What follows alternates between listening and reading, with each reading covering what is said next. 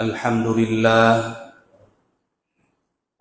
لله نحمده ونستعينه ونستغفره ونعوذ بالله من شرور أنفسنا ومن سيئات أعمالنا.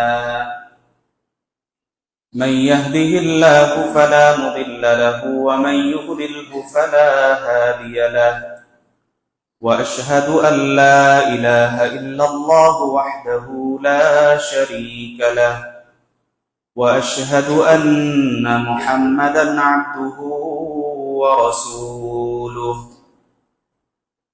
الذي أرسله بالحق بشيرا ونذيرا وداعيا إلى الله بإذنه وسراجا منيرا.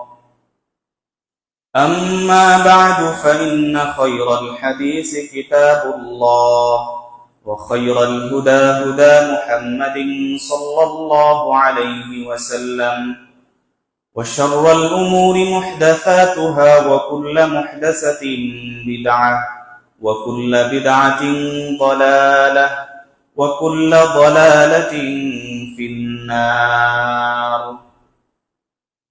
أعوذ بالله من الشيطان الرجيم. بسم الله الرحمن الرحيم. يا أيها الناس اتقوا ربكم الذي خلقكم من نفس واحدة وخلق منها زوجها وبث منهما رجالا كثيرا ونساء، واتقوا الله الذي تساءلون به والأرحام، إن الله كان عليكم رقيبا. يا أيها الذين آمنوا اتقوا الله حق تقاته ولا تموتن إلا وأنتم مسلمون. يا أيها الذين آمنوا اتقوا الله وقولوا قولا سديدا يصلح لكم أعمالكم ويغفر لكم ذنوبكم، ومن يطع الله ورسوله فقد فاز فوزا عظيما. وقال الله تعالى: أعوذ بالله من الشيطان الرجيم.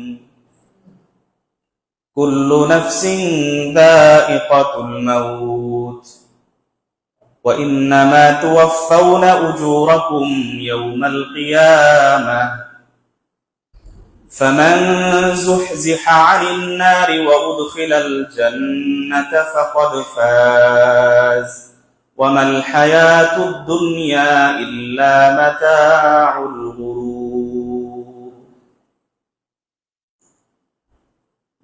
عن عبد الله بن مسعود رضي الله عنه قال: نام رسول الله صلى الله عليه وسلم على حصير فقام وقد أثر في جنبه. قيل: يا رسول الله لو اتخذنا لك بطاء.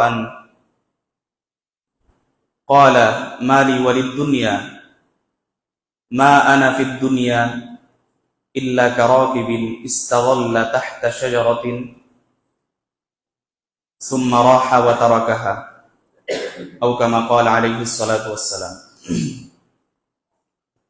প্রশংসা মাত্রই সেই রব্বুল আলামিনের জন্য, যে মহান রব্বুল আলামিন আমাদেরকে দীর্ঘ এক সপ্তাহ পর আবারও সলাতুল জুমআ আদায় করার জন্য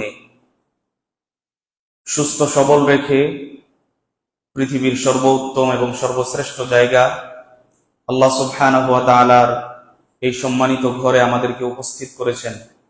সেই রব্বুল আলামিনের জন্য আমরা সকলেই অন্তর থেকে শুকরিয়া জানাই, আলহামদুলিল্লাহ। অসংখ্য গণিত দরুদ এবং সালাম বর্ষিত হোক বিশ্ব মানবতার মুক্তির দিশারি, সর্বকালের সর্বশ্রেষ্ঠ মহামানব আহমদ মুহাম্মদ মুস্তাফা, যার পরে আর কোন নবী এবং রাসূলের আগমন ঘটবে না, যিনি হচ্ছেন সর্বশেষ এবং সর্বশ্রেষ্ঠ রাসূল। সেই নবীর প্রতি আমরা দরুদ পড়ি, আল্লাহুম্মা সাল্লি আলাইহি আল্লাহুম্মা বারিক আলাইহি। সম্মানিত মুসল্লিবৃন্দ, আজকের জুমার খুতবায় আমরা আলোচনা করব মৃত্যুকে স্মরণ করুন। মরণ এমন একটা শব্দের নাম, যেই শব্দ পৃথিবীর সমস্ত, যাকে আল্লাহ সুবহানাহু ওয়া তাআলা জীবন দিয়েছেন এমন প্রত্যেকটা বস্তুর সাথে এই মৃত্যু অঙ্গাঅঙ্গিভাবে জড়িত। মৃত্যু এমন এক জিনিস, যেই জিনিসের দেখা পৃথিবীর আদম থেকে নিয়ে মুহাম্মদ সাল্লাল্লাহু আলাইহি ওয়াসাল্লাম পর্যন্ত, এমনকি কিয়ামত পর্যন্ত যত মানুষ, যত পুরুষ, যত নারী, যত ছোট, যত বড়, পৃথিবীতে যারই আগমন ঘটুক না কেন, মৃত্যু এমন এক জিনিস, এই মৃত্যুর সাথে পৃথিবীর সমস্ত প্রাণীর, যাদেরকে আল্লাহ তাআলা জীবন দিয়েছেন, এমন প্রত্যেকটা জিনিসকে এই মৃত্যুর সাথে মুলাকাত করতে হবে, অর্থাৎ সাক্ষাৎ করতে হবে। এটা আপনার ইচ্ছার বাহিরেও হতে পারে অথবা ইচ্ছার ভিতরেও হতে পারে। আপনি যদি ইচ্ছা করেন যে মৃত্যুর সাথে আপনি সাক্ষাৎ করবেন, তারপরেও আপনাকে সাক্ষাৎ করতে হবে।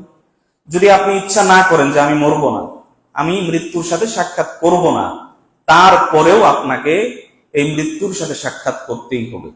আপনি না করেন, মৃত্যু আপনার সাথে এসে সাক্ষাৎ করবে, হোক পুরুষ হোক নারী। এটার কোনো বয়স নাই, এটার কোনো সিরিয়াল নাই। মরণ এমন এক জিনিস, যেই জিনিস মানুষকে না বলে চলে আসে। মৃত্যু এমন এক জিনিস, যেই জিনিস আমরা যদি মনে করি যে আমাদের বয়স 70-80 বছর হবে, তারপরে আমরা মারা যাব, বিষয়টা এরকম না। মৃত্যু যে কোনো সময়, যে কোনো মুহূর্তে চলে আসতে পারে। আপনার পিতার আগে, আপনার বাবার আগে আপনি মরতে পারেন, আপনার মায়ের আগে আপনি মরতে পারেন, আপনার মৃত্যুর আগে আপনার সন্তানের মৃত্যু হতে পারে। এই জন্য আল্লাহ সুবহানাহু ওয়া তাআলা কোরআনুল কারীমের মধ্যে এই মৃত্যু সম্পর্কে যত আয়াত উল্লেখ করেছেন, প্রত্যেকটা কথা মানুষের অন্তরকে নাড়া দিবে, এইরকম কথা আল্লাহ তাআলা কোরআনের মধ্যে বলে দিয়েছেন। আল্লাহ সুবহানাহু ওয়া তাআলা বলছেন, কুল ইন্নাল মাউতাল্লাযী তাফিররুনা মিনহু। হে নবী, আপনি মানুষদেরকে জানিয়ে দেন, ইন্নাল মাউতাল্লাযী, নিশ্চয় মরণ এমন এক জিনিস, তাফিররুনা মিনহু। কুল ইন্নাল মাউতাল্লাযী তাফিররুনা মিনহু। মৃত্যু এমন এক জিনিস, যেই মৃত্যু থেকে তোমরা পলায়ন করো, যেই মৃত্যু থেকে তোমরা পালিয়ে বাঁচতে চাও, সেই মৃত্যু ফাইন্নাহু মুলাকীকুম, সেই মৃত্যু তোমাদের সাথে সাক্ষাৎ করবে। তুমি নিজে মৃত্যুর কাছে যেতে হবে না, মৃত্যু তোমার কাছে আসবে। সুম্মা তুরাদ্দুনা ইলা আলিমিল গায়বি ওয়াশ শাহাদা। অতঃপর তুমি সেই গায়েবের, যিনি খবর রাখেন, গায়েবের খবর কে রাখেন? আল্লাহ তাআলা রাখেন। সেই অদৃশ্যের খবরদাতা যিনি, সুম্মা তুরাদ্দুনা ইলা আলিমিল গায়বি ওয়াশ শাহাদা। অতঃপর তুমি সেই অদৃশ্যের প্রতিপালক আল্লাহ তাআলার দিকে ফিরে যাবে। ফায়ুনাব্বিউকুম বিমা কুনতুম তা'লামুন। আর তিনি তোমাদেরকে জানাবেন, তোমরা দুনিয়াতে যা যা করতে সবকিছু তিনি তোমাদেরকে জানাবেন মৃত্যুর পরে। তাহলে এই আয়াতে আল্লাহ সুবহানাহু ওয়া তাআলা আমাদেরকে হুঁশিয়ারি সংকেত দিয়ে বলছেন, কুল ইন্নাল মাউতাল্লাযী তাফিররুনা মিনহু ফাইন্নাহু মুলাকীকুম। হে দুনিয়ার মানুষ, তোমরা যেই মৃত্যু থেকে পলায়ন করো, সেই মৃত্যু তোমাদের সাথে মুলাকাত করবে, সেই মৃত্যু তোমাদের সামনে নিজে থেকে আসবে। অতঃপর তোমরা সেই রবের দিকেই ফিরে যাবে। শুধু তাই না, আল্লাহ সুবহানাহু ওয়া তাআলা অন্যত্র বলছেন, আমরা যেই মৃত্যু, আমরা যতই পালাতে চেষ্টা করি, যতই বলি আমরা যে মরবো না মরবো না, কিন্তু আল্লাহ সুবহানাহু ওয়া তাআলা বলছেন কুল্লু নাফসিন যায়িকাতুল মাউত। পৃথিবীর যত মানুষ আছে, পৃথিবীর যত নারী পুরুষ আছে, যত ছেলে মেয়ে আছে, পৃথিবীর যত জিন আছে, যত ইনসান আছে, পৃথিবীর যত জীব জন্তু আছে, আল্লাহ তাআলা বলছেন কুল্লু নাফসিন, প্রত্যেকটা নফসকে যায়িকাতুল মাউত, মৃত্যুর স্বাদ আস্বাদন করতেই হবে।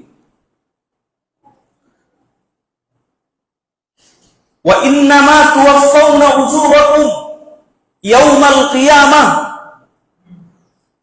অতএব আল্লাহ তাআলা তোমাদেরকে কিয়ামতের দিন তোমাদের কর্ম তোমাদেরকে বুঝিয়ে দিবেন।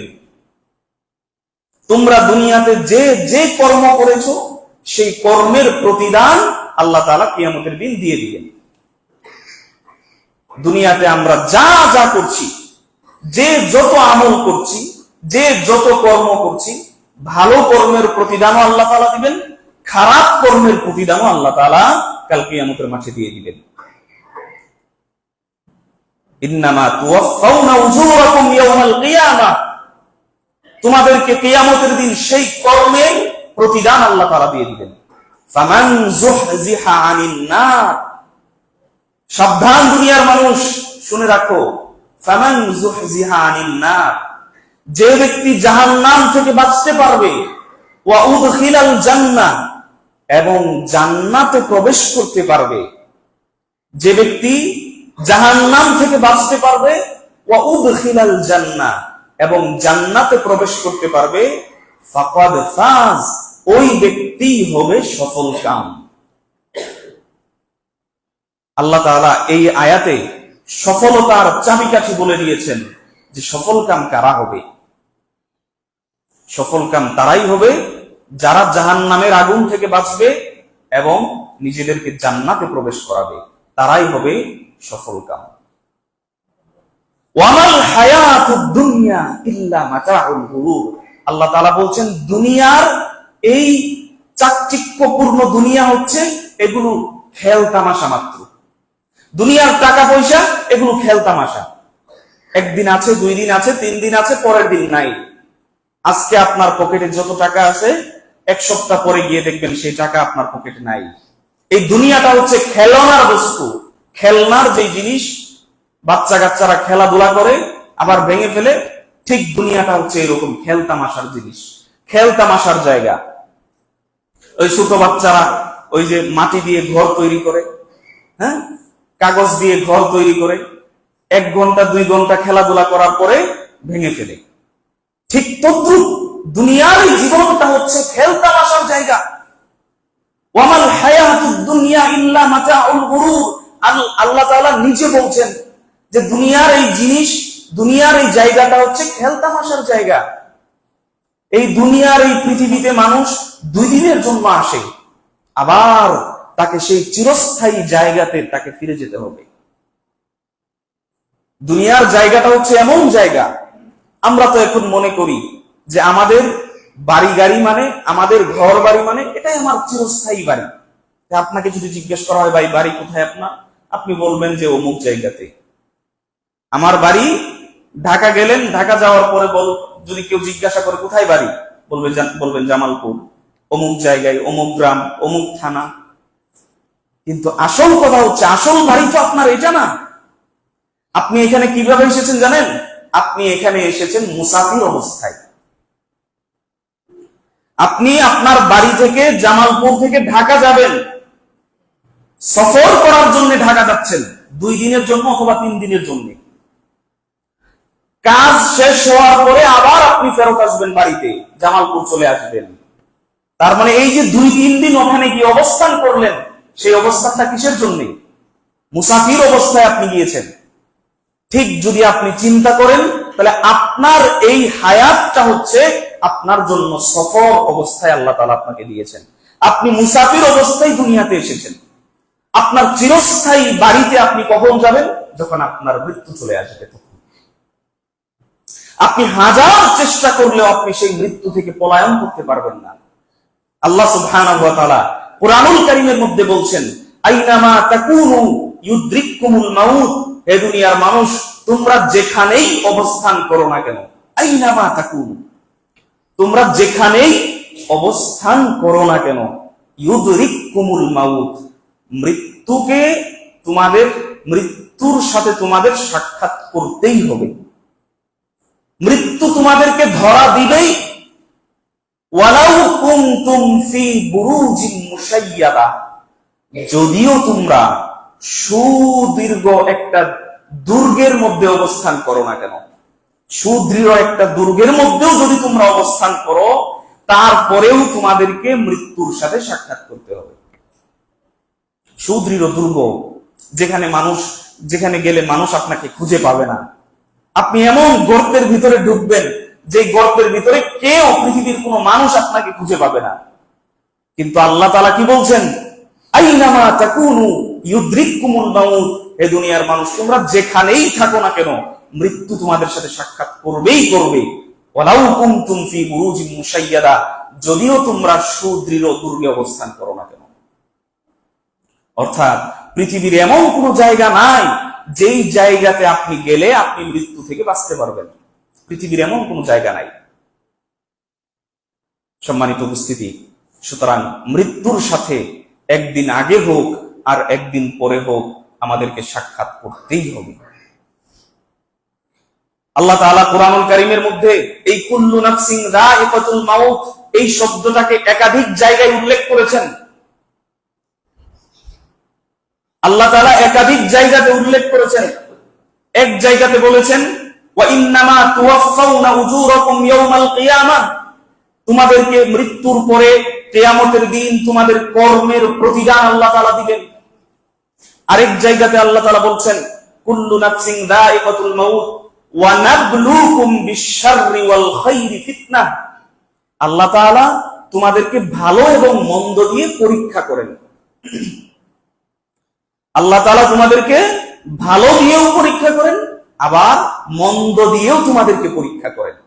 ওয়া ইলাইনা তুরজাউন, এই পরীক্ষার পরে আবার তোমাদেরকে সেই রবের দিকে ফিরে যেতে হবে।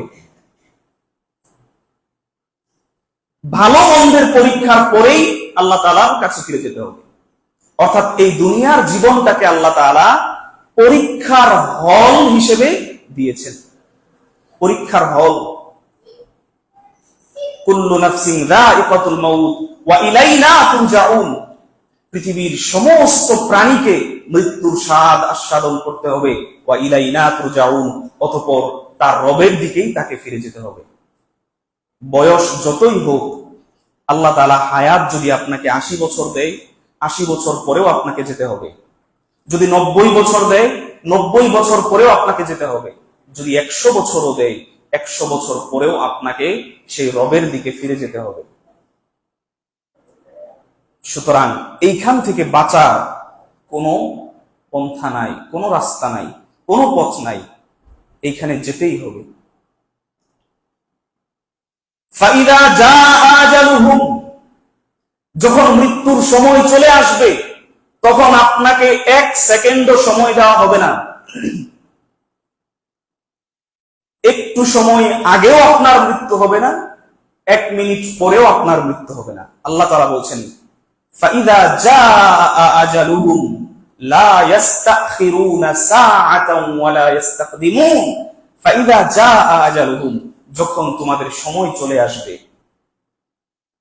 যখন মৃত্যুর সময় চলে আসবে, লা ইস্তাখিরুনা সাআ ওয়া লা ইস্তাকদিমুন, তোমাদেরকে একটু সময় আগেও মৃত্যুকে তোমাদের সাথে সাক্ষাৎ করতে হবে না, একটু সময় পরেও তোমাকে সময় দেওয়া হবে না। যদি আপনার মরণ 12টা 30 মিনিটে হয়, তাহলে 12টা 30 মিনিটে আপনার মৃত্যু হবে। 12টা 30 মিনিট যাওয়ার পরে 1 সেকেন্ডও যাবে না। 12টা 29 মিনিট 59 সেকেন্ডেও আপনার মৃত্যু হবে না, 12টা 30 মিনিটে আপনার মৃত্যু হবে। আল্লাহ তাআলা বলছেন, লা ইস্তাখিরুনা সাআতান ওয়া লা ইস্তাকদিমুন, তোমাদেরকে একটু সময় আগেও সেই মৃত্যুর দিকে যেতে দেওয়া হবে না, একটু পরেও যেতে দেওয়া হবে না। সেই মৃত্যু তোমাদের সাথে মোলাকাত করবেই করবে। সম্মানিত মুসল্লিবৃন্দ, সুতরাং সেই মৃত্যুর প্রস্তুতি আমরা কে কতটুকু নিচ্ছি? আপনার চোখের সামনে আপনার বাবা মারা গেছে, আপনার চোখের সামনে আপনার মা মারা গেল, আপনার চোখের সামনে আপনার সন্তান মারা গেছে, অথচ আপনাকে আল্লাহ তাআলা এখনো হায়াত দিয়েছেন। এই হায়াতটাকে আপনি আমি যদি গনিমত মনে না করি, এই জীবনটাকে যদি আপনি আমি মূল্যায়ন না করি, তাহলে অবস্থা খুবই খারাপ হবে আমাদের। রাসূলুল্লাহ সাল্লাল্লাহু আলাইহি ওয়াসাল্লাম মৃত্যুকে কেমন মনে করতেন জানেন? আব্দুল্লাহ ইবনে মাসউদ রাদিয়াল্লাহু আনহু থেকে বর্ণিত, তিনি বলছেন যে নামা রাসূলুল্লাহ সাল্লাল্লাহু আলাইহি ওয়াসাল্লাম আলা হাসিরিন, রাসূলুল্লাহ সাল্লাল্লাহু আলাইহি ওয়াসাল্লাম একটা চাটাইয়ের উপর শুইলেন, শুয়ে ঘুমিয়ে পড়লেন। চাটাই মানে যেটাকে আমরা পাটি বলি, পাটি, এইরকম একটা পাটির মধ্যে রাসূলুল্লাহ সাল্লাল্লাহু আলাইহি ওয়াসাল্লাম শুয়ে ঘুমিয়ে গেলেন। ফাকামা, অতঃপর যখন জাগ্রত হলেন, ওয়াকাদ আথারা ফি জামবিহি, তখন তার শরীরের মধ্যে ওই চাটাইয়ের ছাপ বসে গেছে, তার শরীরের মধ্যে চাটাইয়ের ছাপ বসে গেছে। কিলা ইয়া রাসূলুল্লাহ, সাহাবী বলছেন, আমরা আল্লাহ রাসূলকে বললাম, আল্লাহ রাসূল, লাবিত্তাখাযনা লাকা বিতাআন, আপনি যদি অনুমতি দেন তাহলে আপনার এই বিছানাটাকে আমরা নরম বিছানা বানিয়ে দেই। বুঝতেছেন কথা? যে আল্লাহর নবী পৃথিবীর সব থেকে সর্বসম্মানিত মানুষ, যেই মানুষটা আদম থেকে নিয়ে মুহাম্মদ সাল্লাল্লাহু আলাইহি সাল্লাম পর্যন্ত যত নবী রাসূল এসেছেন, সমস্ত নবী রাসূলদের যিনি কি ইমাম, যিনি নেতা, যিনি সর্দার, যিনি লিডার, যার চেয়ে বড় নেতা, যার চেয়ে সম্মানিত মানুষ পৃথিবীতে আর কোনোদিন আসবে না, সেই মানুষটা কিসের মধ্যে শুয়েছেন? চাটাইয়ের মধ্যে শুয়েছেন। যেই চাটাইয়ের নিচে কোনো তুষক নাই, কম্বল নাই, কাঁথা নাই, সেই চাটাইয়ের মধ্যে শুয়ে থাকার কারণে সেই মানুষটার শরীরে দাগ হয়ে গেছে। সাহাবীরা বলছেন, আল্লাহ রাসূল, আপনি যদি অনুমতি দেন তাহলে আমরা আপনার জন্য একটা তুলতুলে নরম বিছানা বানিয়ে দেই, তাহলে তো আপনার এত কষ্ট হয় না। অথচ আমরা আজকাল কিসের মধ্যে থাকি? জাজিমের মধ্যে থাকি, তুষকের মধ্যে থাকি, খাট কত সুন্দর, হ্যাঁ। কিন্তু রাসূলুল্লাহ সাল্লাল্লাহু আলাইহি ওয়াসাল্লাম যখন সাহাবীরা এই কথা বললেন যে আল্লাহ রাসূল আপনি যদি অনুমতি দেন তাহলে আমরা আপনার জন্য একটা নরম বিছানা বানিয়ে দেই, তখন আল্লাহর রাসূল কি বলছেন জানেন? মালি ওয়ালিদ দুনিয়া, হে সাহাবীরা, আমার সাথে আর দুনিয়ার সাথে কিসের সম্পর্ক? আমার সাথে তো দুনিয়ার সাথে কোনো সম্পর্ক নাই। মা আনা ফিদ দুনিয়া ইল্লা কাওয়াকিবিন, দুনিয়ার সাথে আমার সম্পর্কটা হচ্ছে এইরকম কাওয়াকিবিন, একটা মানে একটা আরোহী, একটা কাওয়াকিবিন মানে আরোহী, ইস্তাওয়াল্লা তাহতা শাজারাতিন, সেই আরোহী রোদের কারণে চলতে চলতে চলতে চলতে রোদের কারণে ক্লান্ত হয়ে গেছে। ইস্তাওয়াল্লা তাহতা শাজারাতিন, ক্লান্ত হয়ে যাওয়ার পরে একটা গাছের নিচে সে আশ্রয় নিয়েছে, একটু বিশ্রাম নিয়েছে। বুঝতেছেন কথা? আমি তো একজন আরোহী মাত্র, একজন আরোহী যেরকম রাস্তা চলতে চলতে চলতে চলতে রোদের মধ্যে ঘেমে গিয়ে ক্লান্ত হয়ে যায়, তখন একটা গাছের নিচে ছায়ার জন্য, একটু বিশ্রামের জন্য, সে একটু আরাম করার জন্য একটু বসে, সুম্মা রাহা, অতঃপর কিছুক্ষণ একটু বিশ্রাম নেওয়ার পরে আবার সে চলতে থাকে, ওয়া তারাকাহা, এবং সে তার ওই গাছের নিচের জায়গাটাকে আবার ছেড়ে দেয়। তো আমি তো হচ্ছি এইরকম একটা আরোহী, আমার সাথে দুনিয়ার কিসের সম্পর্ক? আমার সাথে দুনিয়ার কোনো সম্পর্ক নাই। একজন আরোহীর সাথে যে রকম একটা ওই গাছের ছায়ার যে রকম সম্পর্ক, কিছুক্ষণ বসে থাকার পরে আবার চলে যায়, ঠিক আমিও দুনিয়াতে মাত্র কিছুদিনের জন্য এসেছি আরোহী হিসেবে মাত্র, আমাকে আবার চলে যেতে হবে। এটা ছিল রাসূলুল্লাহ সাল্লাল্লাহু আলাইহি ওয়াসাল্লামের সাথে দুনিয়ার সম্পর্ক, যে একটা আরোহীর সাথে যেই রকম তার একটা গাছের যেই রকম সম্পর্ক, রাসূলুল্লাহ সাল্লাল্লাহু আলাইহি ওয়াসাল্লামের সাথে দুনিয়ার ছিল এরকম সম্পর্ক। অথচ এই দুনিয়াকে আজকে আমরা কতটা মূল্যায়ন করি? দুনিয়ার জন্য আমরা পাগল পারা, সামান্য 2টা টাকার জন্য হারাম খাদ্যের তোয়াক্কা করি না, সামান্য 2টা টাকার জন্য হারামের কোনো তোয়াক্কা করি না। সামান্য 2টা টাকার জন্য মানুষ আমার উপরে সন্তুষ্ট থাকুক বা না থাকুক, মানুষের উপর জুলুম, অত্যাচার, নিপীড়ন করে মানুষের সেই টাকা আমি আত্মসাৎ করে আনি। সামান্য এই দুনিয়ার সামান্য মাত্র 50-60 বছরের এই হায়াতের জন্য। যদি মনে করতাম যে এই 50-60 বছরের হায়াত শেষ হয়ে যাওয়ার পরে আপনার সন্তান সন্ততি, আপনার স্ত্রী, আপনার বাবা মা, আপনার আত্মীয় স্বজন, আপনি যেই টাকা পয়সা ইনকাম করে গেছেন দুনিয়াতে, এত কিছু কষ্ট করার পরে আপনি মারা যাওয়ার পরে এই টাকা পয়সা, এই ধন সম্পদ আপনার কোনো উপকারে আসবে যদি মানতাম, যদি মনে করতাম, তাহলে না বুঝতাম যে আপনি আপনার সবটুকু দিয়ে টাকা পয়সা ইনকাম করেন। কিন্তু তা তো না। এই দুনিয়াটা হচ্ছে ওয়ামাল হায়াতুদ দুনিয়া ইল্লা মাতাউল গুরুর। আপনি যতই টাকা ইনকাম করেন, এই টাকা আপনার খেল তামাশা মাত্র। দুনিয়াটা আপনার খেল তামাশার জায়গা। আপনি যেই সন্তানের জন্য এত খাটনি খাটতেছেন, যে সন্তানের জন্য, যেই সন্তানকে খাওয়ানোর জন্য আপনি সকাল থেকে সন্ধ্যা পর্যন্ত এত পরিশ্রম করছেন, যেই স্ত্রীর মুখে হাসি ফোটানোর জন্য আপনি এত কষ্ট করছেন, বিশ্বাস করেন ওই স্ত্রী, ওই সন্তান আপনার কোনো উপকারে আসবে না। কত মানুষ বিদেশের মাটিতে গিয়ে কত কষ্ট করে, কিসের জন্য করে? ওই বাড়ির মানুষগুলোর মুখে একটু হাসি ফোটানোর জন্য। আপনি প্রতি মাসে 50,000 টাকা করে আপনার পরিবারে দেন, সাপোজ 50,000 টাকা করে আপনি আপনার পরিবারে প্রতি মাসে দেন, কিন্তু এমন এক মাস আসলো যে আপনি অসুস্থ, আপনি কাজ করতে পারেন নাই, ওই মাসে মাত্র 10,000 টাকা দিলেন। আপনার পরিবারের মুখের দিকে তাকিয়ে দেখেন, পরিবারের সবার মুখ কালো হয়ে গেছে। কার জন্য করতেছেন এগুলো? বুঝেন নাই কথা? তো এই দুনিয়ার জন্যই তো আমরা পাগল। তো রাসূলুল্লাহ সাল্লাল্লাহু আলাইহি সাল্লাম কোন দুনিয়ার জন্য পাগল ছিলেন? রাসূলুল্লাহ সাল্লাল্লাহু আলাইহি সাল্লাম সেই অনন্ত অসীম কাল যেই দুনিয়াতে গিয়ে থাকবেন, সেই জায়গার জন্য রাসূলুল্লাহ সাল্লাল্লাহু আলাইহি সাল্লাম পাগল ছিলেন।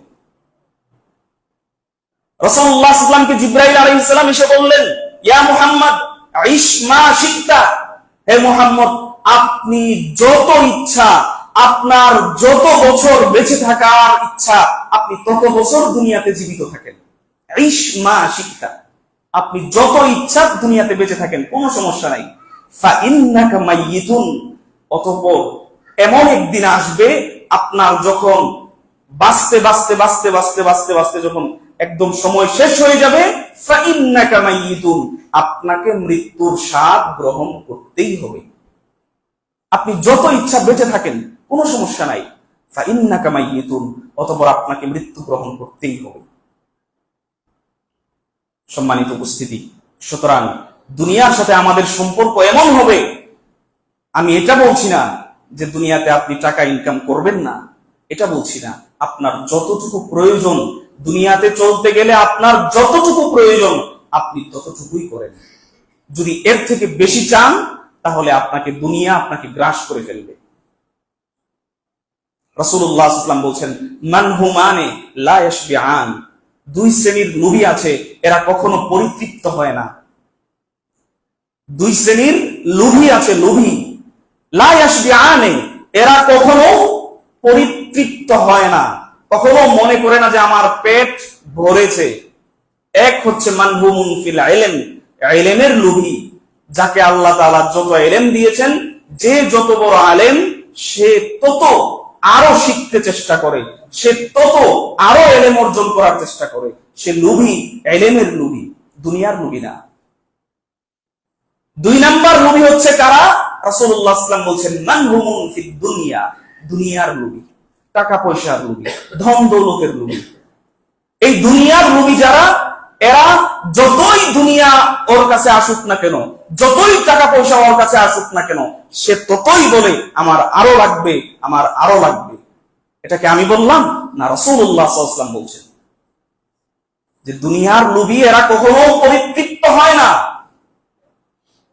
সুতরাং দুনিয়ার সাথে আমাদের সম্পর্ক এতটুকু হবে যে যতটুকু দুনিয়াতে চলতে গেলে লাগে, এর বাহিরে গেলেই আপনাকে দুনিয়া গ্রাস করে ফেলবে।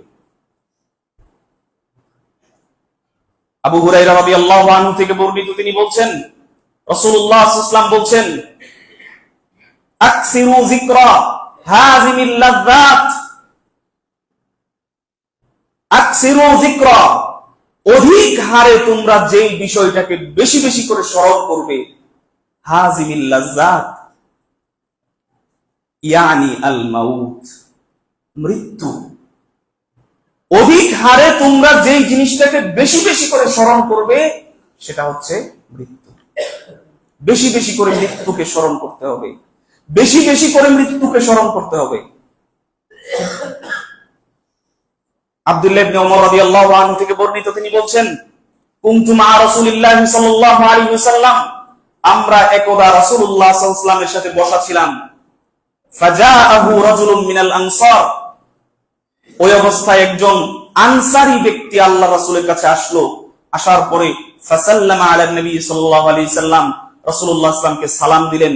সালাম দেওয়ার পরে বলছেন, ইয়া রাসূলুল্লাহ, হে আল্লাহর রাসূল, আইয়ুল মুমিনিনা আফদাল, পৃথিবীতে সবথেকে উত্তম মুমিন কোন ব্যক্তি? পৃথিবীতে সবথেকে উত্তম মুমিন কে?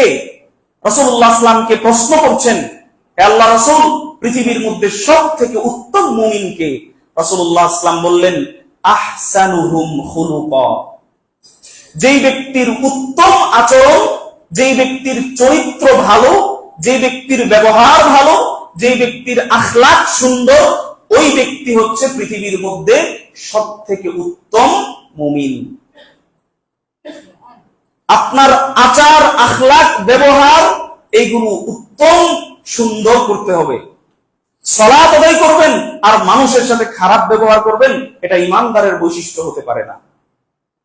ঈমানদারের বৈশিষ্ট্য এমনটা হতেই পারে না যে ঈমানদার তার মুখ দিয়ে মিথ্যা বলবে, ঈমানদার তার মুখ দিয়ে গালিগালাজ পারবে আরেকজনকে, এটা ঈমানদারের বৈশিষ্ট্য হতেই পারে না। ঈমানদারের চরিত্র হবে সুন্দর চরিত্র, আখলাক হবে সুন্দর আখলাক, মানুষের সাথে হাসি মুখে কথা বলবে ঈমানদার। ফাকালা ফাআইয়ুল মুমিনিনা আকিয়াস, রাসূলুল্লাহ সাল্লাল্লাহু আলাইহি ওয়াসাল্লামকে আবার ওই সাহাবী জিজ্ঞাসা করলেন, হে আল্লাহর রাসূল, মুমিনদের মধ্যে সবথেকে জ্ঞানী মুমিন কে? প্রথমটা কি জিজ্ঞেস করছিলেন যে সবথেকে উত্তম মুমিন কে, এখন দ্বিতীয়বার আবার জিজ্ঞেস করছেন, আল্লাহ রাসূল, মুমিনদের মধ্যে সবথেকে জ্ঞানী মুমিন কে? এবার রাসূলুল্লাহ সাল্লাল্লাহু আলাইহি ওয়াসাল্লাম বলছেন, আকসারুহুম লিল মাউতি যিকরা, হে আমার সাহাবী শুনো, পৃথিবীর মধ্যে সবথেকে জ্ঞানী মুমিন তো হচ্ছে ওই ব্যক্তি, আকসারুহুম লিল মাউতি যিকরা, যে ব্যক্তি তার মরণকে বেশি বেশি করে স্মরণ করে, যে তার মৃত্যুকে বেশি বেশি করে স্মরণ করে। আপনি এখন জুমার সালাত আদায় করতে এসেছেন, আপনি মনে মনে ভাববেন যে আমি না জানি আজকে আসরের সালাত আদায় করতে পারি কিনা, অথবা আমি এইখান থেকে সালাত আদায় করে আমার বাড়িতে যেতে পারি কিনা। এটা হচ্ছে জ্ঞানী মুমিনের কাজ। জ্ঞানী মুমিন সব সময় সে তার মৃত্যুকে নিয়ে চিন্তিত থাকে। তো সব থেকে জ্ঞানী মুমিনকে রাসূলুল্লাহ সাল্লাল্লাহু আলাইহি ওয়াসাল্লাম বললেন, যে ব্যক্তি তার মৃত্যুকে বেশি বেশি করে স্মরণ করে। ওয়া আহসানুহুম লিমা বাদাহু ইস্তিআদাদান, আর সব থেকে জ্ঞানী মুমিন হচ্ছে ওই ব্যক্তি যে তার মৃত্যুর পরের জীবনটা ভালো যেন হয় এই হিসাব করে। মৃত্যুর পরের জীবনটা সে যেন ভালোভাবে কাটাতে পারে, উত্তম ব্যবস্থা তার হয়, এই হিসাব সে সবসময় করে। এই হিসাব সে সবসময় চিন্তা করে যে আমার মৃত্যুর পরের জীবনটা যেন উত্তম ভাবে কাটে, ভালোভাবে কাটে। উলাইকাল আকিয়াস, রাসূলুল্লাহ সাল্লাল্লাহু আলাইহি ওয়াসাল্লাম বলছেন, এরাই হচ্ছে জ্ঞানী মুমিন। তার মানে এই হাদিস থেকে আমরা যেটা বুঝতে পারলাম যে উত্তম মুমিন হচ্ছে ওই ব্যক্তি যে ব্যক্তির আখলাক সুন্দর, যে ব্যক্তির ব্যবহার সুন্দর। 2 নাম্বার, জ্ঞানী মুমিন হচ্ছে সেই মুমিন যে ব্যক্তি তার মৃত্যুকে বেশি বেশি করে স্মরণ করে এবং তার মৃত্যুর পরের সময়টা যেন ভালোভাবে কাটে, অর্থাৎ জান্নাতি হয়, এই হিসাব সে সব সময় করে। এরা হচ্ছে জ্ঞানী মুমিন। সুতরাং আমাদেরকে জ্ঞানী মুমিন হতে হবে, আমাদেরকে উত্তম মুমিন হতে হবে। সম্মানিত উপস্থিতি, আমরা মৃত্যুকে কেমন জানি মনে করি আল্লাহ ভালো জানে। রাসূলুল্লাহ সাল্লাল্লাহু আলাইহি ওয়াসাল্লামের সাহাবী উসমান ইবনে আফফান রাদিয়াল্লাহু আনহু, ইসলামের তৃতীয় খলিফা এবং রাসূলুল্লাহ সাল্লাল্লাহু আলাইহি ওয়াসাল্লামের জামাতা, তিনি মৃত্যু এবং কবর যখন তার সামনে আসতো, উসমান ইবনে আফফান রাদিয়াল্লাহু আনহুর কৃতদাস, তার নাম হচ্ছে হানি। সেই হানি তিনি বলছেন যে কানা উসমান ইবনে আফফান রাদিয়াল্লাহু আনহু ইযা ওয়াকাফা আলাল কবর, উসমান ইবনে আফফান রাদিয়াল্লাহু আনহু যখন কবরের পাশে আসতেন, ইয়াবকি, তখন এমন কান্না শুরু করতেন, হাত্তা ইয়াবুল্লা লিহইয়াতাহু, এমন কান্না শুরু করতেন যে কাঁদতে কাঁদতে তার দাড়িগুলো ভিজে যেত পানি দিয়ে। এমন কাঁদা কাঁদতেন কবরের পাশ দিয়ে যাওয়ার সময়। ফাকিল লাহু, আমরা তাকে জিজ্ঞাসা করলাম, হে উসমান ইবনে আফফান, তাযকুরুল জান্নাতা ওয়ান নার ওয়ালা তাবকি, আপনি জান্নাত এবং জাহান্নামের বর্ণনা যখন আপনার সামনে পেশ করা হয়, জান্নাত এবং জাহান্নামের কথা যখন আপনি শুনেন, তখন তো আপনি এভাবে কাঁদেন না।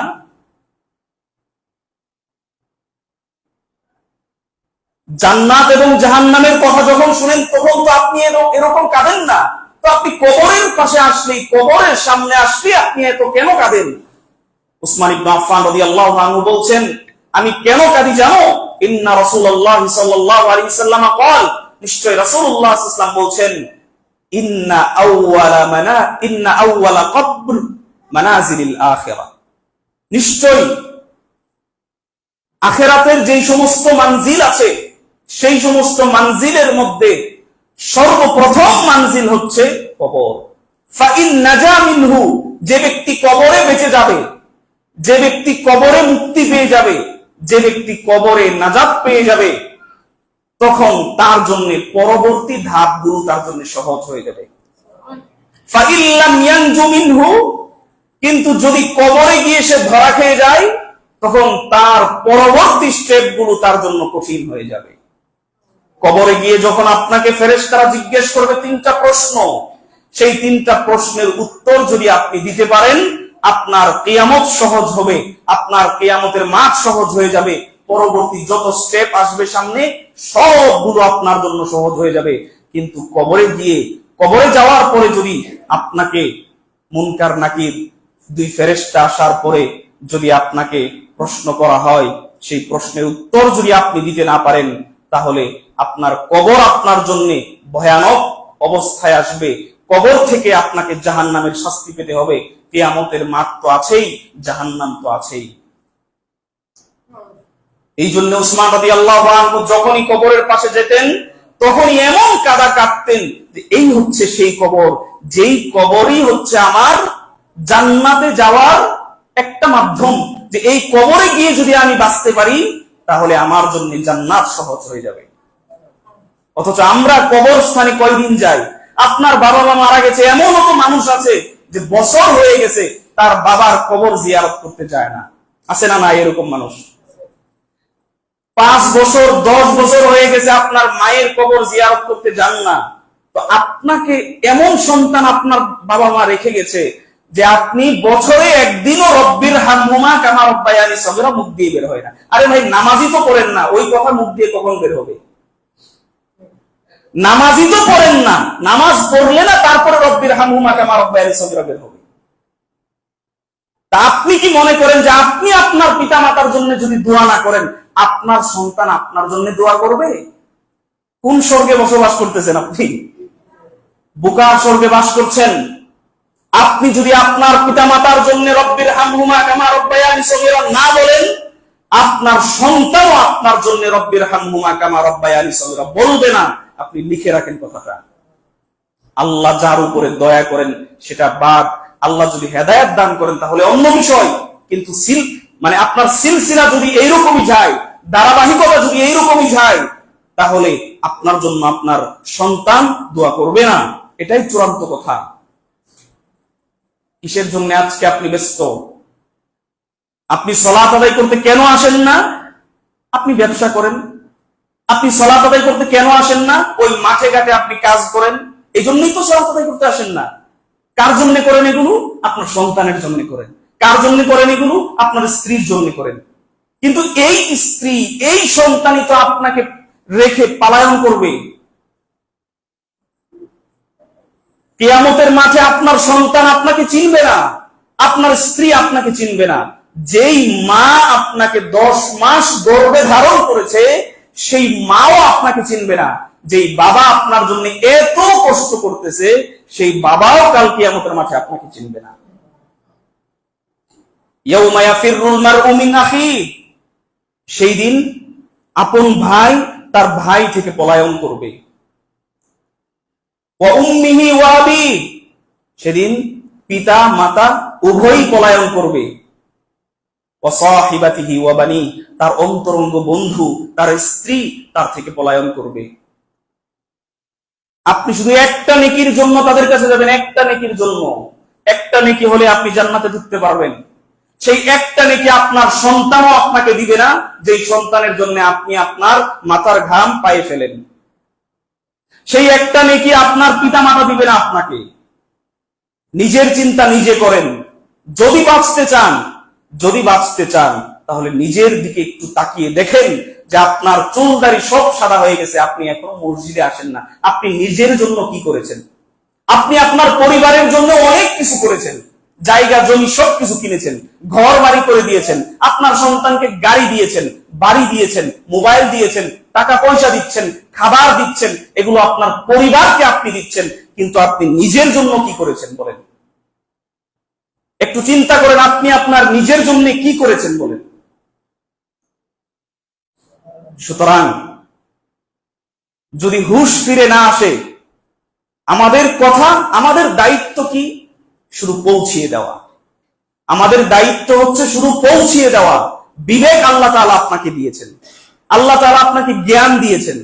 আপনি বুঝেন দুনিয়াতে কোন পথে গেলে আপনার 10 টাকা লাভ হবে, কোন পথে গেলে 10 টাকা লস হবে, এটার জ্ঞান আপনার আছে।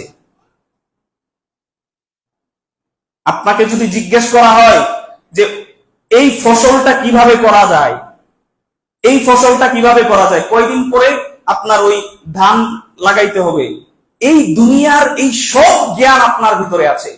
কিন্তু পরকালীন যেই জ্ঞান, ইসলামের যেই জ্ঞান, কুরআন হাদিসের যেই জ্ঞান, এই জ্ঞানের বিন্দু পরিমাণ আপনার ভিতরে নাই। যদি থাকতো সেই পরকালের চিন্তা, তাহলে আপনি মসজিদে আসতেন। যদি থাকতো সেই পরকালের চিন্তা, যদি থাকতো সেই কবরের ভয়, যদি থাকতো সেই জাহান্নামের ভয়, তাহলে আপনি সালাত আদায় না করে থাকতে পারতেন না। সম্মানিত উপস্থিতি, সুতরাং সেই উসমান ইবনে আফফান রাদিয়াল্লাহু আনহু এমন সাহাবী, যিনি ইসলামের তৃতীয় খলিফা, যিনি রাসূলুল্লাহ সাল্লাল্লাহু আলাইহি ওয়াসাল্লামের জামাতা, যিনি দুনিয়াতে জীবিত থাকা অবস্থায় জান্নাতের সার্টিফিকেট পেয়েছিলেন।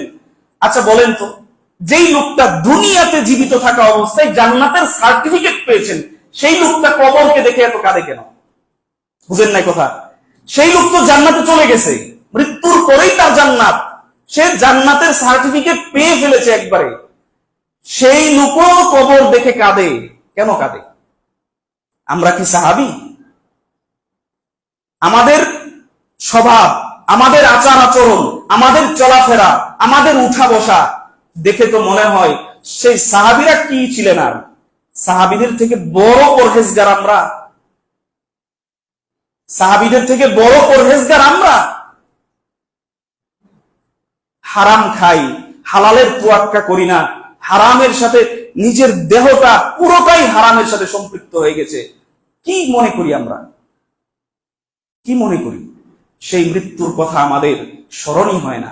অথচ রাসূলুল্লাহ সাল্লাল্লাহু আলাইহি ওয়াসাল্লাম বলছেন, আকসিরু যিকরা হাযিমিল লাযযাত, তোমরা অধিক হারে যে জিনিসটাকে স্মরণ করবে, সেই জিনিসটা হচ্ছে মৃত্যু। অধিক হারে এটাকে স্মরণ করতে হবে। সম্মানিত উপস্থিতি, সর্বশেষ একটা হাদিস বলে শেষ করব।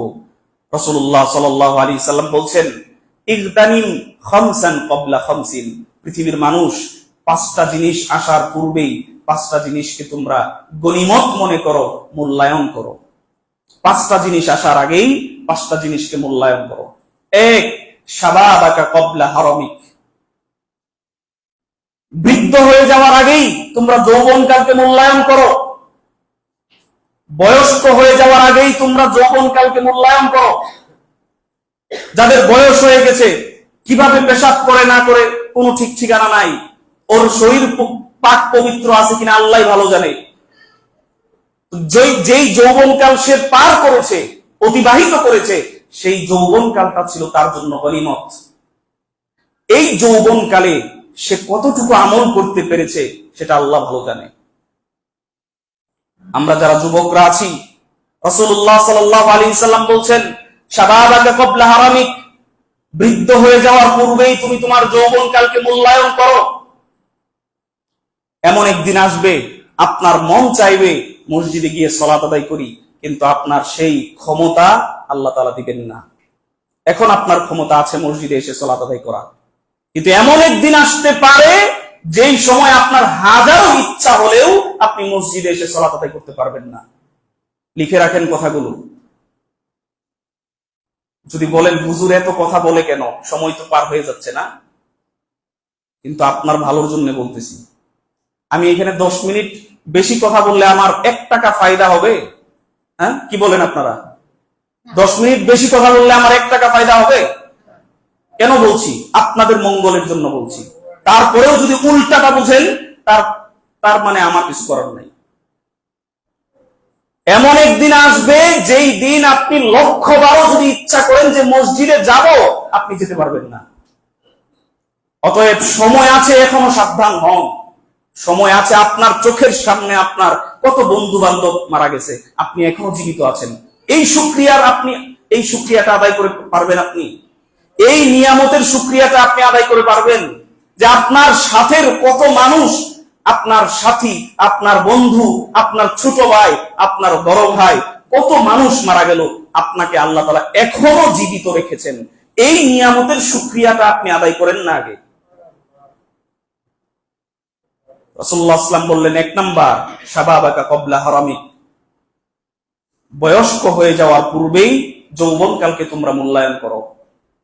2 নাম্বার, ওয়া ফারাগাকা ক্বাবলা শুগুলিক, ব্যস্ততা আসার পূর্বেই তুমি তোমার অবসর সময়কে কাজে লাগাও। এমন এক সময় আসবে, এমন একটা সময় আসবে, আপনি ইচ্ছা করবেন একটা আমল করতে, আপনি পারবেন না। ব্যস্ততা আপনাকে ঘিরে রাখবে, ব্যস্ততা আপনাকে ঘিরে রাখবে। আপনি ব্যবসা করেন, দোকানে বসে আছেন, ওই হাতে ওই মোবাইলটা না রেখে আপনি যদি একবার সুবহানাল্লাহ পড়েন, আপনার লাভ কি জানেন? রাসূলুল্লাহ সাল্লাল্লাহু আলাইহি ওয়াসাল্লাম বলছেন, যে ব্যক্তি একবার সুবহানাল্লাহ পড়বে, 7 আসমান 7 জমিন, এই 7 আসমান এবং 7 জমিনের ভিতরে যত ফাঁকা জায়গা আছে, আল্লাহ তাআলা সমস্ত ফাঁকা জায়গা নেকি দ্বারা পরিবর্তন করে দিবেন, নেকি দ্বারা পরিপূর্ণ করে দিবেন। শুধুমাত্র কয়বার সুবহানাল্লাহ পড়লে? একবার। একটু বলেন তো, এই যে ফজর থেকে নিয়ে এখন বাজে আপনার একটা কত, 1:25, এই ফজর থেকে 1:25 পর্যন্ত আপনার মুখ দিয়ে একবার সুবহানাল্লাহ বের হয়েছে কি? বের হয় নাই। তার মানে ফজরের সালাতই আদায় করেন নাই। যারা ফজরের সালাত আদায় করেছে তাদের বিষয়টা আলাদা। আজ সারাদিন চলে যাবে, আপনার মুখ দিয়ে সুবহানাল্লাহ একবারও বের হবে না। আগামীকাল সারাদিন চলে যাবে, আপনার মুখ দিয়ে আলহামদুলিল্লাহ, সুবহানাল্লাহ, আস্তাগফিরুল্লাহ, আল্লাহু আকবার একবারও বের হবে না। এইরকম ভাবে আপনার হায়াত চলে যাচ্ছে, এইরকম ভাবে আপনার হায়াত চলে যাচ্ছে। আপনি কি মনে করছেন যে আপনার বয়স এখন কত? ধরেন 50, তার মানে বয়স বাড়তেছে না? বয়স তো বাড়তেছে, বয়স বাড়ছে। আপনার হায়াত যদি আল্লাহ তাআলা 70 বছর দিয়ে থাকেন, তো সেই হায়াত থেকে 50 বছর মাইনাস মাত্র 20 বছর আছে। প্রত্যেকটা দিন পার করছেন মানে আপনার হায়াত থেকে একটা করে দিন মাইনাস হয়ে যাচ্ছে। হাজার কান্নাকাটি করার পরেও, দুইটা চোখ বন্ধ হয়ে যাওয়ার পরে, নিঃশ্বাসটা বন্ধ হয়ে যাওয়ার পরে যদি আপনি আল্লাহর কাছে 1000 চিৎকার করে কান্নাকাটি করেন যে আল্লাহ আমাকে একটাবার সুযোগ দাও, আমি মুখ দিয়ে একবার সুবহানাল্লাহ পড়বো, পারবেন কেউ? কেন তাহলে? কেন বলেন না? কেন আল্লাহ তাআলার নাফরমানি করেন? আল্লাহ তাআলা কি বলছেন? আয়াহসাবুল ইনসানু আইয়ুতরাকা সুদা, মানুষ কি মনে করে যে আমি মানুষকে এমনিতেই ছেড়ে দিব? মানুষ কি এটা মনে করে? আয়াহসাবুল ইনসানু আইয়ুতরাকা সুদা, আমি তাদেরকে এমনিতেই ছেড়ে দিব, আমি তাদের হিসাব দিব না? সম্মানিত উপস্থিতি, সুতরাং রাসূলুল্লাহ সাল্লাল্লাহু আলাইহি ওয়াসাল্লাম বলছেন যে 1 নাম্বার যৌবনকালকে মূল্যায়ন করো বৃদ্ধ হয়ে যাওয়ার পূর্বেই। 2 নাম্বার হচ্ছে অবসর সময়কে কাজে লাগাও ব্যস্ততা আসার পূর্বেই। 3 নাম্বার ওয়াসিহাতাকা ক্বাবলা সাকামিক, তোমার অসুস্থ হয়ে যাওয়ার পূর্বেই তোমার সুস্থতাকে তুমি নিয়ামত মনে করো। অসুস্থতা আসার পূর্বেই তোমার সুস্থতাকে তুমি গনিমত মনে করো, মূল্যায়ন করো। কত মানুষ অসুস্থ হয়ে পড়ে আছেন, মসজিদে আসতেও ইচ্ছা করে আসার, কিন্তু আসতে পারেন না। কিন্তু আফসোস, আমরা যারা সুস্থ আছি, আমরা যদি এই সময়টাকে মূল্যায়ন না করি, এমন একটা সময় আসবে অসুস্থ হয়ে যাবেন, আপনি ইচ্ছা করলেও আপনি করতে পারবেন না। সম্মানিত উপস্থিতি, সুতরাং সাবধান। সর্বশেষ আল্লাহ সুবহানাহু ওয়া তাআলা বলছেন যে দুনিয়ার এই জীবনটাকে আল্লাহ তাআলা কিসের জন্য দিয়েছেন? পরীক্ষার হল হিসেবে দিয়েছেন। সূরা মুলকের মধ্যে আল্লাহ তাআলা কি বলছেন? তাবারাকাল্লাযী বিয়াদিহিল মুলকু ওয়া হুয়া আলা কুল্লি শাইইন কাদির আল্লাযী খালাকাল মাউতা ওয়াল হায়াতা লিয়াবলুয়াকুম আইয়ুকুম আহসানু আমালা। আল্লাযী খালাকাল মাউতা ওয়াল হায়াতা, সেই আল্লাহ যিনি হায়াত এবং মউতকে সৃষ্টি করেছেন, লিয়াবলুয়াকুম, শুধুমাত্র তোমাদেরকে পরীক্ষা করার জন্য, আইয়ুকুম আহসানু আমালা, তোমাদের মধ্যে কে অতি উত্তম আমল করতে পারে, শুধুমাত্র এই পরীক্ষাটা করার জন্য। তোমাদেরকে এই পরীক্ষা করার জন্য না, এই প্রতিযোগিতা করার জন্য না যে অমুকের 5 লক্ষ 10 লক্ষ টাকা ইনকাম করে আমি কেন করব না, এই প্রতিযোগিতা করার জন্য আল্লাহ তাআলা আমাদেরকে পাঠাননি। শুধুমাত্র হায়াত এবং মউতকে আল্লাহ তাআলা কেন সৃষ্টি করেছেন? শুধুমাত্র কে অতি উত্তম আমল করতে পারে, এই পরীক্ষা করার জন্য। সম্মানিত উপস্থিতি, সুতরাং আসুন যে যার জায়গা থেকে পারি, আপনি আপনার পরিবারকে একটা ইসলামিক পরিবার হিসেবে গড়ে তুলুন। আপনার সকাল হবে আল্লাহর শুকরিয়া আদায় করে, আপনার সকাল হবে আল্লাহর পবিত্রতা ঘোষণা করে, আপনার সকাল হবে আল্লাহ তাআলার কোরআন তেলাওয়াতের মাধ্যমে আপনার ঘরে।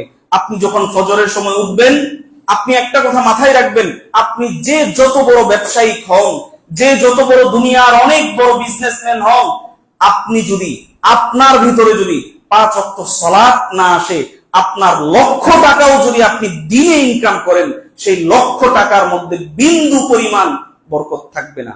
আপনি এই কথাটা লিখে রাখেন।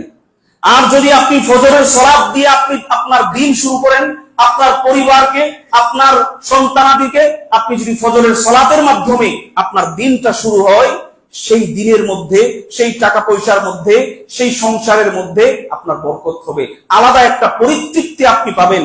কিন্তু আপনি যদি ফজরবিহীন, আপনার ইসলামবিহীন, আল্লাহর শুকরিয়া আদায় করাবিহীন, সালাতবিহীন যদি আপনার সকাল কাটে অথবা দিন আপনি অতিবাহিত করেন, আপনি লক্ষ টাকা ইনকাম করলেও সেই লক্ষ টাকার মধ্যে আপনি কখনো শান্তি পাবেন না। একমাত্র শান্তি হচ্ছে সালাতের ভিতরে, আল্লাহর শুকরিয়া আদায়ের ভিতরে। মক্কার ওই কুরাইশ, বড় বড় মক্কার কুরাইশ নেতারা ওই ইহুদি বড় বড় পণ্ডিতদের কাছে গিয়ে জিজ্ঞাসা করলো যে আপনারা এমন একটা প্রশ্ন বের করে আনেন তো, যেই প্রশ্ন করলে মুহাম্মদকে আটকানো যাবে। মুহাম্মদ যে নবী দাবি করতেছে নিজেকে, মুহাম্মদ যে নিজেকে নবী দাবি করতেছে, এই নবী দাবির মানে মক্কার ওই বড় বড় কুরাইশ কাফের মুশরিকরা যত প্রশ্ন করে আল্লাহর নবী সব কিছুর উত্তর দিয়ে দেয়। তো সর্বশেষ ওই ইহুদি পণ্ডিতদের কাছে গিয়ে মক্কার ওই আপনার কুরাইশ নেতারা গিয়ে বলল, লাস্ট এমন একটা প্রশ্ন বের করে দেন যে প্রশ্নটা করলে মুহাম্মদ আটকে যাবে, সে কথা বলতে পারবে না, উত্তর দিতে পারবে না। সেই ইহুদি বড় বড় পণ্ডিতরা বলল যে তোমরা তার কাছে গিয়ে বলো রূহ মানে কি। এই যে রূহের কথা বললাম এতক্ষণ যাবত, যেই মৃত্যুর কথা বলতেছি, এই রূহ।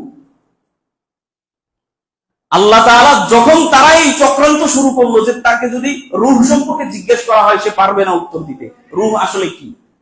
আরে ভাই, মুহাম্মদ সাল্লাল্লাহু আলাইহি ওয়াসাল্লাম কেন, বর্তমান বিজ্ঞান কত আধুনিক হয়েছে, বর্তমান বিজ্ঞান এখন পর্যন্ত বের করতে পারে নাই যে আমরা তো বিশ্বাস করি যে আমাদের ভিতরে রূহ আছে, আছে না? কেউ বলতে পারবেন যে রূহ কোথায়? হ্যাঁ, রূহ কেউ দেখেছে আজ পর্যন্ত? আত্মা কোন ডাক্তার, কোন বিজ্ঞানী কেউ দেখে নাই আজ পর্যন্ত। ইহুদি পণ্ডিতরাও মনে করছে না, এই প্রশ্ন করলে ওকে আটকানো যাবে, আর তাকে মিথ্যুক প্রমাণিত করতে পারলেই তারা সাকসেস। অথচ আল্লাহ তাআলা মুহাম্মদ সাল্লাল্লাহু আলাইহি ওয়াসাল্লামকে আগেই জানিয়ে দিয়েছেন কোরআনে আয়াত নাযিলের মাধ্যমে, ইয়াসআলুনাকা আনির রূহ, তারা তোমাকে রূহ সম্পর্কে জিজ্ঞাসা করবে, তারা তোমাকে রূহ সম্পর্কে জিজ্ঞাসা করবে, আত্মা সম্পর্কে জিজ্ঞাসা করবে। কুলির রূহু মিন আমরি রাব্বি, তখন তুমি তাদেরকে বলো যে এই রূহটা হচ্ছে তোমার প্রতিপালকের পক্ষ থেকে একটা আদেশ মাত্র। রূহ কেউ দেখে নাই পৃথিবীতে, আর কেউ দেখবেও না। রূহ সম্পর্কে আল্লাহ তাআলা পূর্ণ ধারণা কাউকে দেন নাই। রূহ সম্পর্কে আল্লাহ তাআলা পূর্ণ ধারণা কাউকে দেন নাই। রূহ, আপনার বডির মধ্যে যা কিছু আছে ডাক্তাররা সবকিছু কিন্তু দেখেছে, যে আপনার কিডনি কোথায়, তারপর আনুষঙ্গিক যা কিছু আছে, কিন্তু রূহ আজ পর্যন্ত কেউ দেখতে পারে নাই। এই রূহ হচ্ছে সেই রূহ যে রূহ আল্লাহ তাআলা সৃষ্টি করেছেন, আপনার ভিতরে আছে। এই রূহ আল্লাহ তাআলা একদিন নিয়ে নিবেন। মালাকুল মাউত আপনার কাছে একবার আসবে, দ্বিতীয়বার আসবে না। পৃথিবীতে এমন কোন ইতিহাস নাই, নবী মুহাম্মদ সাল্লাল্লাহু আলাইহি ওয়াসাল্লামকে যদি আল্লাহ তাআলা বলে দেন যে ঈশ মা শিকতা, তোমার যতদিন ইচ্ছা বেঁচে থাকো, ফা ইন্নাকা মাইয়িতুন, অতএব তোমাকে মৃত্যুবরণ করতেই হবে। পৃথিবীতে এমন কোন ইতিহাস নাই যে মালাকুল মাউত কোন মানুষের কাছে দ্বিতীয়বার এসেছে, একবারই এসেছে, একমাত্র একজন নবী ব্যতীত, মুসা আলাইহিস সালাম ব্যতীত। পৃথিবীতে যত মানুষ আসবে এবং এসেছে, আদম থেকে নিয়ে যত মানুষ এসেছে এবং কিয়ামত পর্যন্ত যত মানুষ আসবে, মালাকুল মাউত একবারই আসবে, আর একবার আসার পরেই টান দিয়ে চলে যাবে নিয়ে। যাই হোক, বাকি আলোচনা ইনশাআল্লাহ পরবর্তীতে আলোচনা করব ধারাবাহিকভাবে, যে মৃত্যুর পরের করণীয় এবং বর্জনীয় কি, এবং ধারাবাহিকভাবে আলোচনা চলবে ইনশাআল্লাহ। সুতরাং আজকে যে আলোচনাটা করলাম এর সামারি, উপসংহার হচ্ছে কি, যে সেই মৃত্যুর প্রস্তুতি আপনাকে আমাকে নিতে হবে। সেই মৃত্যুর প্রস্তুতি কি? অন্তত পক্ষে 5 ওয়াক্ত সালাত, অন্তত পক্ষে 5 ওয়াক্ত সালাত। যদি আপনি 5 ওয়াক্ত সালাত আদায় করেন, বুঝবেন যে আপনি মৃত্যুর একটু হলেও প্রস্তুতি নিচ্ছেন। যদি আপনার ভিতরে 5 ওয়াক্ত সালাত না থাকে, তাহলে বুঝবো যে আপনি মৃত্যুর প্রস্তুতি নেন নাই। সেই মৃত্যুকে আপনি ভয়ই করেন না, সেই কবরকে আপনি ভয় করেন না, আল্লাহ তাআলাকেও আপনি ভয় করেন না, জাহান্নামকেও আপনি ভয় করেন না। সুতরাং আসেন সেই মৃত্যুকে স্মরণ করি, অধিক হারে মৃত্যুকে স্মরণ করবেন। মৃত্যুকে স্মরণ করলেই আপনার ভিতরে অহংকার যা আছে সব শেষ হয়ে যাবে। আপনার ভিতরে যে দাম্ভিকতা আছে সেই দাম্ভিকতা ধ্বংস হয়ে যাবে। মৃত্যুকে স্মরণ করবেন, আপনার ভিতরে যত অহংকার, যত দাম্ভিকতা, যত কিছু আছে খারাপি, শয়তানি, সবকিছু চলে যাবে। আল্লাহ তাআলা আমাদেরকে মৃত্যুকে বেশি বেশি করে স্মরণ করার তৌফিক দান করেন। আল্লাহুম্মা আমিন। আলহামদুলিল্লাহ, আলহামদুলিল্লাহ ওয়াহদা, ওয়াসসালাতু ওয়াসসালামু আলা রাসূলিল্লাহ ওয়া আলা আলিহি ওয়া আসহাবিহি ওয়া মান ওয়ালা, আম্মা বা'দ। আউযু বিল্লাহি মিনাশ শাইতানির রাজীম। বিসমিল্লাহির রাহমানির রাহিম। ইন্নাল্লাহা ওয়া মালাইকাতাহু ইউসাল্লুনা আলান নবী, ইয়া আইয়ুহাল্লাযীনা আমানু সাল্লু আলাইহি ওয়া সাল্লিমু তাসলিমা। সবাই দরুদ ইব্রাহিম পড়ি। আল্লাহুম্মা সাল্লি আলা মুহাম্মাদ ওয়া আলা আলি মুহাম্মাদ কামা সাল্লাইতা আলা ইব্রাহিম ওয়া আলা আলি ইব্রাহিম ইন্নাকা হামিদুম মাজিদ। আল্লাহুম্মা বারিক আলা মুহাম্মাদ ওয়া আলা আলি মুহাম্মাদ কামা বারাকতা আলা ইব্রাহিম وعلى آل إبراهيم إنك حميد مجيد. ربنا ظلمنا أنفسنا وإن لم تغفر لنا وترحمنا لنكونن من الخاسرين. ربنا آتنا في الدنيا حسنة وفي الآخرة حسنة وقنا عذاب النار. رب اغفر لي ولوالدي وللمؤمنين يوم يقوم الحساب. أذهب البأس رب الناس واشف أنت الشافي، لا شفاء إلا شفاؤك شفاء لا يغادر سقما. اللهم أجرنا من النار، اللهم أجرنا من النار. اللهم إني أسألك جنة الفردوس. اللهم إني أسألك جنة الفردوس. اللهم إني أعوذ بك من عذاب جهنم، وأعوذ بك من عذاب القبر، وأعوذ بك من فتنة المسيح الدجال. رب هب لي من الصالحين. رب هب لي من الصالحين. ربنا هب لنا من أزواجنا وذرياتنا قرة أعين واجعلنا للمتقين إماما. سبحان ربك رب العزة عما يصفون، وسلام على المرسلين، والحمد لله رب العالمين.